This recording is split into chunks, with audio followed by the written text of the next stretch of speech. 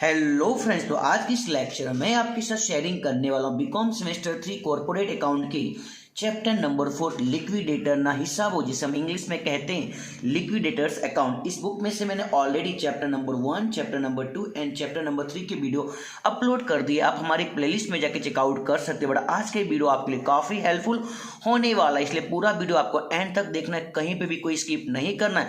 अगर आप वीडियो पहली बार आए हैं तो वीडियो को लाइक एंड शेयर करना ना भूलें। अगर आपने अभी तक हमारे चैनल को सब्सक्राइब नहीं किया तो सब्सक्राइब कर लीजिएगा।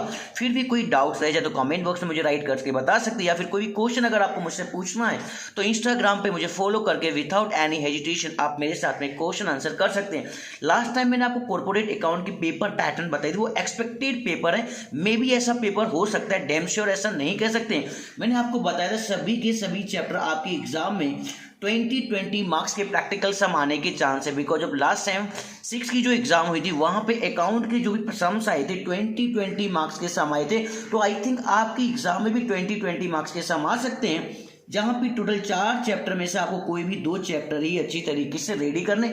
मेरे पॉइंट ऑफ व्यू से आपको chapter number 1 and chapter number 2 ready करना चाहिए। अगर 20 मार्क्स का सम नहीं आता है तो मे बी उसके और में 10 मार्क्स के सम या फिर 10 मार्क्स का सम और 10 मार्क्स की थियरी भी आ सकती है। तो उम्मीद करता हूं कि आपको पेपर पैटर्न समझ में आ चुकी होगी। सो स्टार्ट करते हैं आज के लेक्चर, राइट ना।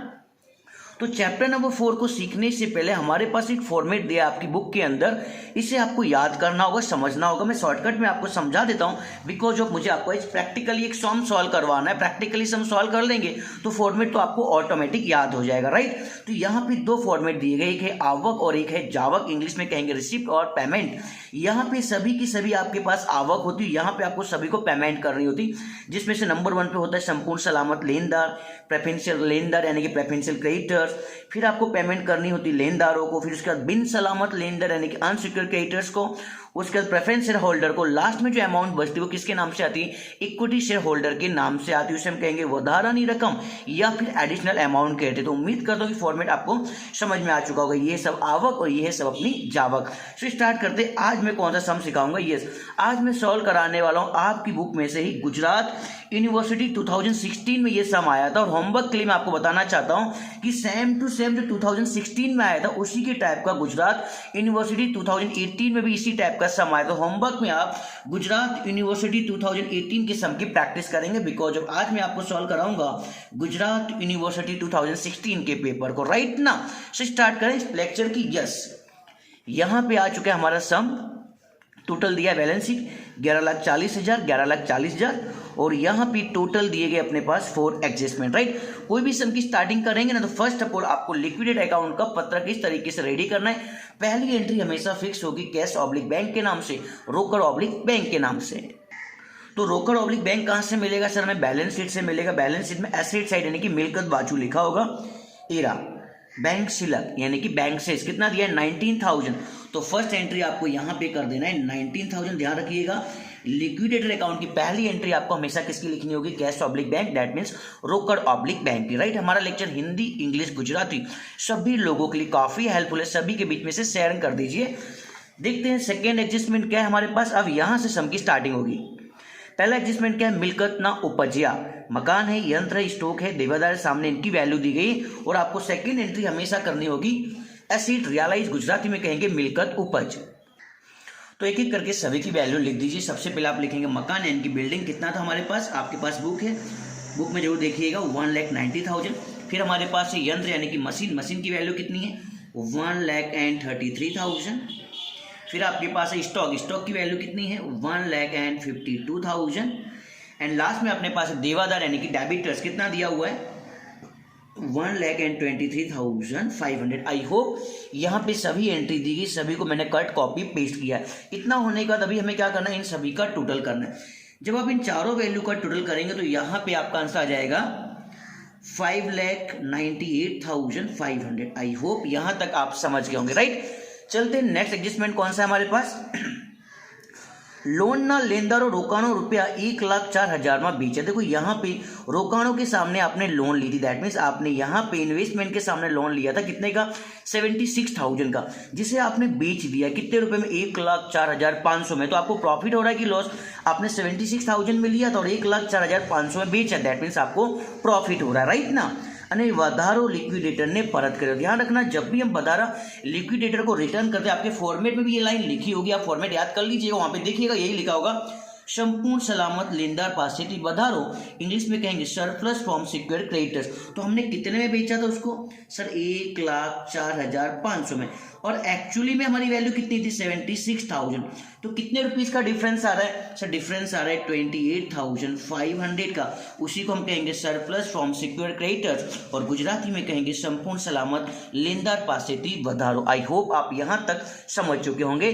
चलते नेक्स्ट एडजस्टमेंट कौन सा है हमारे पास? परचूरणના લેણદારોમાં 47,500 लेनदार पसंदगी के लेनदार। ध्यान रखिएगा, ये रहे हमारे पास परचूरण के लेनदार। कितने टोटल हैं? 1,80,500 के, जिसमें से 47,500 के तो क्या है? पसंदगी के लेनदार है। तो पसंदगी के लेनदार तो फॉर्मेट के हिसाब से कहाँ पे आता है? पेमेंट साइड में। यहाँ पे मैंने ऑलरेडी लिख दिया प्रेफरेंशियल क्रेडिटर्स, गुजराती में कहेंगे पसंदगी के लेनदार। राइट कर दीजिए आप यहाँ पर 47,500। राइट ना। चलते फिर कौन सा एडजस्टमेंट हमारे पास आ चुका है? यस, नेक्स्ट एडजस्टमेंट है लिक्विडेटर ने મહેનતાણું આપવાનું છે, इंग्लिश में कहेंगे लिक्विडेटर्स रेम्यूनरेशन। तो आपको यहाँ पे हेडिंग लिख देनी है लिक्विडेटर्स रेम्यूनरेशन, गुजराती में कहेंगे लिक्विडेटरનું મહેનતાણું। क्या लिखा है? मिल्कत की उपज का रोकड़ के सिवा, इंग्लिश में लिखा होगा एसेप्ट लिखा होगा, रोकड़ के अलावा 2% पे देना हमको। एंड सलामत लेनदार पासेથી મળેલ વધારા સિવાય, दैट मीन्स आपको जो सलामत की लेनदार मिले, संपूर्ण जो सिक्योर क्रेडिटर्स मिले, उनके अलावा भी मिल्कत की उपज पे कितने परसेंट देना अपने को? 2%। तो हमारे पास ये रही मिल्कत की उपज।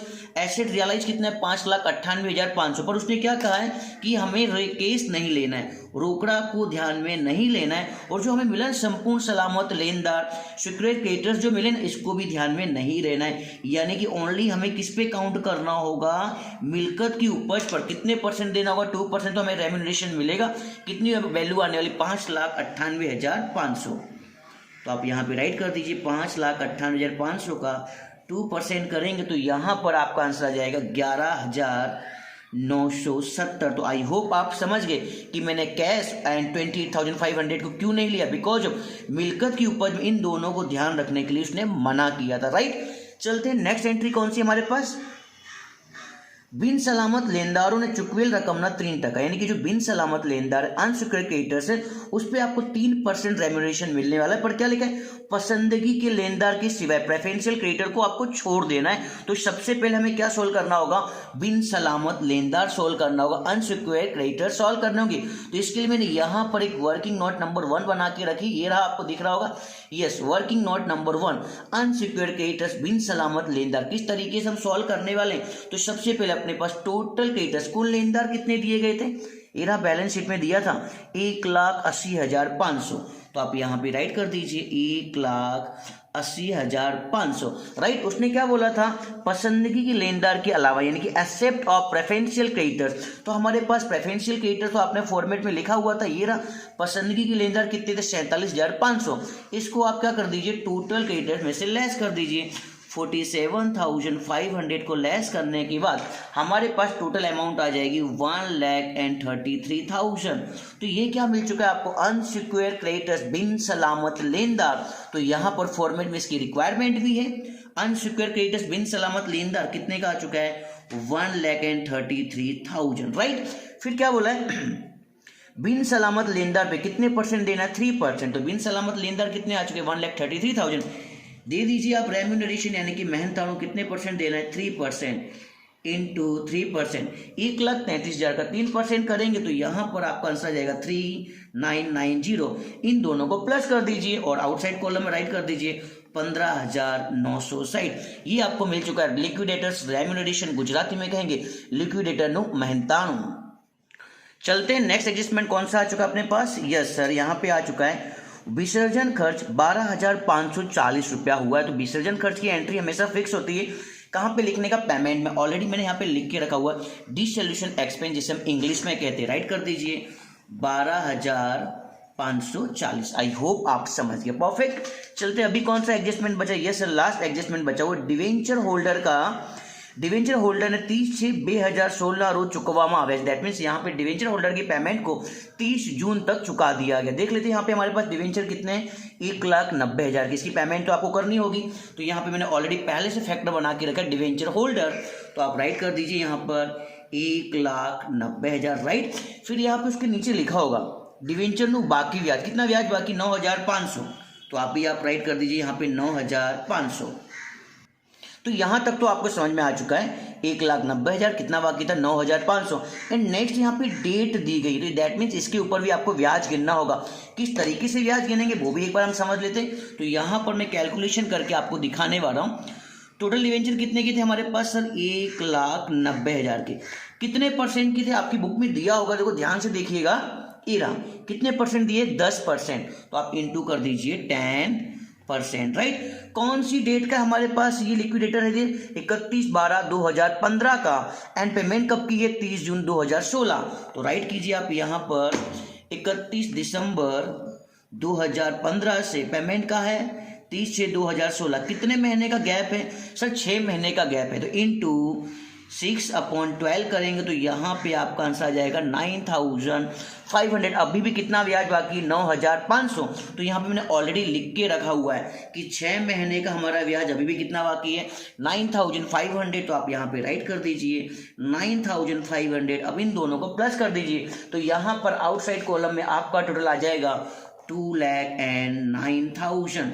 तो यहाँ पर ये कंप्लीट हो चुका है डिवेंचर होल्डर की पेमेंट भी, राइट। देखते हैं अभी कोई एडजस्टमेंट बचा क्या, नहीं सर अभी एडजस्टमेंट तो हमारे सभी के सभी टोटल कंप्लीट हो चुके हैं। अब यहाँ चलते हैं, सभी की पेमेंट हो गई है, देख लेते हैं देवा साइड में, दैट मीन्स लायबिलिटी साइड में सिर्फ आपको इक्विटी शेयर को छोड़ देना है, बाकी सभी की पेमेंट को देख लेना है। क्या आपने प्रेफरेंस शेयर की पेमेंट की अभी तक नहीं की, पेमेंट कर दीजिए। तो मैं यहाँ पे ऑलरेडी पहले से लिख के रखा हुआ प्रेफरेंस शेयर, तो आप पेमेंट कर दीजिए 1,90,000, राइट। और उसके बाद इक्विटी शेयर को तो छोड़ देना है। डिवेंचर की पेमेंट हो गई, यस सर। डिवेंचर का बाकी ब्याज, यस सर। परचून के लेनदार हो गए, यस सर। एंड रोकाणु सामयिक गृह लोन यानी कि इन्वेस्टमेंट की भी पेमेंट हो चुकी है। अब इतना होने के बाद अब आपको सॉल्व करना होगा वर्किंग नोट नंबर 2, जैसा कि मैंने यहाँ पे लिख के रखा। आई होप अभी आपको कंप्लीटली दिखाई दे रहा होगा। यहाँ पे लिखा है सरप्लस यानी कि बधारा। किस तरीके से सोल्व करना है, रिसिप्ट में से पेमेंट को आपको लेस करना है, आवक में से जावक आपको लेस करना होगा। अभी यहाँ पर आ चुका है हमारे पास, ये दिख रहा होगा आपको रिसिप्ट 19,000, 5,98,500 और 28,500। जब आप इन सभी का प्लस करेंगे तो यहाँ पर आपका आंसर आ जाएगा 6,46,000। देखो यहाँ पर मैं सिर्फ रफली समझा रहा हूँ, आपको ऐसा नहीं लिखना है कि रिसिप्ट का टोटल कितना आ जाएगा 6,46,000, और आप इन सभी का टोटल करेंगे, पेमेंट का टोटल करेंगे तो यहाँ पर आपका आंसर आ जाएगा 6,08,000। ध्यान रखिएगा, आपको एग्जाम में इस तरीके से नहीं लिखना, आपको रफली पीछे कहीं पे लिख लेना है। तो हमारे पास आवक का टोटल है 6,46,000 और पेमेंट का टोटल कितना है 6,08,000। कैलसी यूज करेंगे तो आपको यही आंसर देखने को मिलेगा। तो रिसिप्ट में लिख देता हूँ, रिसिप्ट का टोटल था 6,46,000, राइट, जिसमें से पेमेंट लेस करना होगा 6,08,000। तो हमारे पास सरप्लस यानी कि वधारा कितना आ जाएगा 38,000 का। आई होप आप समझ गए। सिर्फ आपको क्या करना है, इन सभी का टोटल करेंगे, यस अभी कंप्लीटली लिखेगा, इन तीनों का टोटल करेंगे तो यहाँ पे आंसर मिलेगा आपको 6,46,000, और इन सभी का टोटल करेंगे तो यहाँ पे आपको आंसर मिलेगा 6,08,000, और आपको रिसिप्ट में से पेमेंट को लेस कर देना, वहां से आपको मिलेगा सरप्लस यानी कि वधारा। तो आई होप आप वर्किंग नोट नंबर 2 समझ चुके होंगे कि 38,000 किस तरीके से आया, राइट। चलते हैं वर्किंग नोट नंबर 3 के पास। वर्किंग नोट नंबर 3 का नाम है मूडी टूट, और इंग्लिश में कहेंगे कैपिटल डेफिशिएंसी। किस तरीके से सॉल्व करेंगे समझ लेते हैं। तो सबसे पहले क्या करना है, आपको यहाँ पर इक्विटी शेयर दिए गए, इन दोनों का आपको टोटल कर देना है 3,42,000 प्लस 1,52,000, राइट। जब आप इन दोनों को टोटल करेंगे तो आंसर आ जाएगा आपको, यहाँ पे सॉल्व करके बता ही देता हूँ, 3,42,000 प्लस 1,52,000, और इन दोनों का आंसर आ जाएगा आपका 4,94,000। आई होप आपके पास कैलसी है और आप कैलसी यूज कर रहे होंगे, जिसमें से आपको लेस करना होगा सरप्लस के अमाउंट। बधारा की जो अमाउंट आई ना आपकी 38,000, इससे आपको लेस करना होगा, तो माइनस 38,000। 4,94,000 में 38,000 लेस करेंगे तो आपका आंसर आ जाएगा यहाँ पर 4,56,000। तो आई होप आप समझ गए होंगे कि यहाँ पर मूडी टूट यानी कि कैपिटल डेफिशिएंसी को किस तरीके से सॉल्व किया गया। इतना होने के बाद अब आपको सॉल्व करना होगा वर्किंग नोट नंबर 4 पर शेयर, जिसे मैं गुजराती में कहता हूँ शेयर डेट। बहुत ही ईजी है। क्या करना है, वर्किंग नोट नंबर 3 के अमाउंट को आप यहाँ पे राइट कर लीजिए 4,56,000, 4,56,000, जिसे आपको डिवाइड कर देना इक्विटी शेयर की वैल्यू के द्वारा। तो यहाँ पर इक्विटी शेयर की वैल्यू दी 4,560, टोटल नहीं लेना है, और 3,040, इन दोनों को प्लस कर दीजिए तो यहाँ पर मैं साइड में टोटल करके दिखा देता हूँ। 4560 शॉर्ट टेक्निक से समझा रहा हूँ, प्लस 3040, इन दोनों को प्लस करेंगे तो आपका आंसर आ जाएगा 7600 और इससे आपको इजीली डिवाइड कर देना है। तो 4,56,000 को 7600 से डिवाइड करेंगे तो इजीली आपका आंसर आ जाएगा यहाँ पर 60। तो आई होप आप समझ गए होंगे कि पर शेयर यानी कि शेयर डेट की वैल्यू किस तरीके से साइंड आई हुई है। इतना होने के बाद वर्किंग नोट नंबर 5 के अंदर आपको पैडअप करना है। पैडअप किस तरीके से करना है वो भी हम समझ लेते हैं एक बार। तो हमारे पास दो टाइप के शेयर थे, एक थे 75 के थे और एक थे 50 के। तो दोनों को राइट कर लीजिए, एक तरफ राइट कीजिए 75 एंड सेकंड कितने थे हमारे पास 50 के, जिसमें से आपको इसे लेस करना होगा जो आपका शेयर डीट आया पर शेयर। तो 75 में से 60 लेस करेंगे तो आपका आंसर प्लस में 15 आ चुका है। अगर आपका आंसर प्लस में आता है तो उसे हमको रिटर्न करना होगा, गुजराती में कहेंगे परत करना होगा, राइट। फिर 50 में से कितना लेस करना है 60 लेस करना है। यहाँ पर आपका आंसर माइनस में आ चुका है। जब आपका आंसर माइनस में आता है ना उसे हम कहते हैं कॉल अप, इंग्लिश में कहेंगे कॉल अप और गुजराती में कहेंगे आपको इसे मगाना पड़ेगा, राइट। आई होप आप समझ गए। इतना हो जाने के बाद अभी आपको इन दोनों की इफेक्ट को लिक्विडेटर अकाउंट में देना है। तो जिसका आंसर प्लस में आया दैट मीन जिसे हमें रिटर्न करना है ना उसकी एंट्री आपको करना होगा पेमेंट के अंदर, राइट। तो आप यहाँ पे राइट कर दीजिए इक्विटी शेयर, राइट। और गुजराती में भी क्या लिखेंगे हम इक्विटी शेयर ही लिखेंगे। तो हमारा पहला पेमेंट जो 15 वाला है उसके शेयर कितने के थे 4560 के। आपकी बुक में भी एक बार देख लेते हैं। यस सर, यहाँ पे दिया हुआ 4560। तो आप राइट कर दीजिए यहाँ पर। यस, अभी दिखेगा आपको 4560 इंटू 15 था बिकॉज ऑफ प्लस में आंसर आया था। 4560 का 15 के साथ में मल्टीप्लाई करेंगे तो यहाँ पर आपका आंसर आ जाएगा 68,400, राइट। और जो आंसर आपका माइनस में आया हुआ था सेकंड का आंसर आपका किसमें था माइनस में, इसे में कॉल अप करना होगा, मगाना होगा। और मगाने वाली एंट्री हमेशा कहाँ पे आती है, हमेशा फिक्स ध्यान रखिएगा रिसिप्ट के अंदर इसकी एंट्री आएगी, आवक के अंदर। तो राइट कर दीजिए आप यहाँ पर इक्विटी शेयर और गुजराती में भी कहेंगे इक्विटी शेयर। कितना आया था -10। तो दूसरे हमारे शेयर कितने के थे सर 3040 के थे, राइट ना।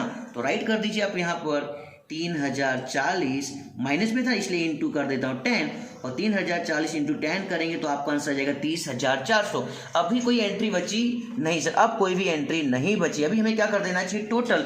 तो जब आपने टोटल किया तो यहाँ का टोटल कितना आ गया था 6,46,000, जिसमें से ये बाकी रह गया था। तो 6,46,000 में 30,400 ऐड करेंगे तो यहाँ पर आपका आंसर आ जाएगा टोटल 6,76,400, राइट ना। और पेमेंट का टोटल कितना आ गया 6,08,000, जिसमें से नया कितना आ चुका है 68,400। तो 6,08,000 में 68,400 ऐड करेंगे तो यहाँ पे भी आपका आंसर आ जाएगा 6,76,400। तो आई होप यहाँ पे लिक्विडेट अकाउंट को किस तरीके से क्लोज किया गया आपने पूरा सम देख लिया होगा, आपको सब कुछ समझ में आ चुका होगा। फिर भी एक बार मैं 2 मिनट रुक जाता हूँ कि आपको अगर इसकी स्क्रीनशॉट लेना है तो आप इसकी स्क्रीनशॉट भी ले सकते हैं। सो मिलते हैं नेक्स्ट लेक्चर में नेक्स्ट वीडियो के साथ। फिर भी कोई डाउट रह जाए तो कमेंट बॉक्स में राइट करके बताइएगा और नेक्स्ट कौन सा वीडियो देखना चाहते हैं उसे भी राइट करके बता सकते हैं। हमारे वीडियो आपके लिए कितने हेल्पफुल हो रहे हैं कमेंट बॉक्स में राइट करके बताइए। होमवर्क में आप गुजरात यूनिवर्सिटी 2018 का सम लगा सकते हैं। Thank you very much.